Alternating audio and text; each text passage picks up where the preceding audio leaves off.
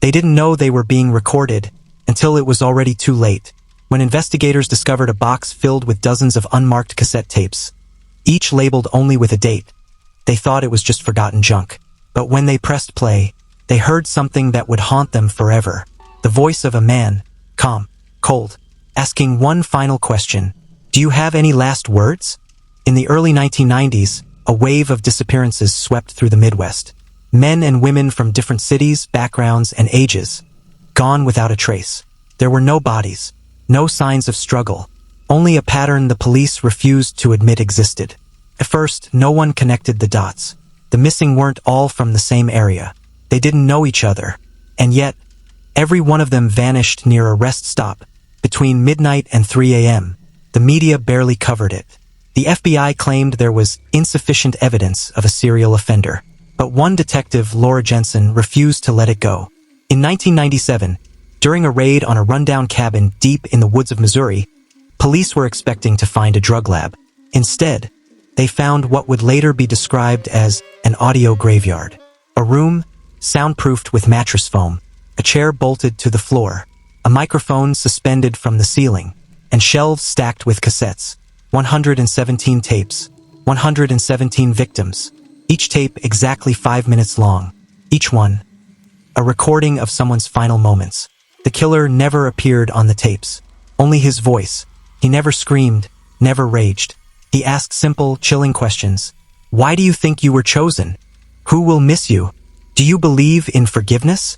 And finally, do you have any last words? Some victims begged. Some prayed. Some tried to reason with him. Others said nothing at all.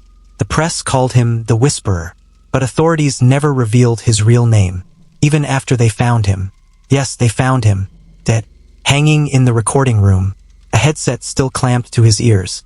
And on the table beside him, one final tape, labeled simply, Me. When authorities played that last tape, it wasn't what they expected. There was no confession, no explanation, just breathing, long pauses, and then, a whisper. They told me to do it. He repeated it, over and over. They told me to do it. Who was they? To this day, no one knows. The FBI sealed the case. The tapes were classified. But a leak from within the department revealed something even darker. Each tape had traces of electromagnetic interference, like a signal embedded in the audio, a signal not used in any known human communication system. Some experts believe the killer wasn't acting alone, that he was being influenced, controlled, by something. Was it a cult, a government experiment, or something not of this world? In 2013, one of the original detectives died under mysterious circumstances. Before his death, he sent an anonymous journalist a package. Inside, a worn-out cassette player, and a note. The note read, "Don't listen to tape number 44. Once you hear it, it hears you." The journalist never published the story. Weeks later, he disappeared. No note, no struggle, but his house smelled faintly of old cassette tape, and his recorder was missing. So who was the Whisperer? A sadistic killer? A mind-controlled puppet? Or the messenger of something far more disturbing? The tapes were real. The victims were real. And somewhere out there, some believe not all of the tapes have been found. Would you press play? Or are some recordings never meant to be heard? Let us know in the comments. What do you think? Killer, cult, or conspiracy? One thing's for sure. Their last words weren't just recorded, they were remembered.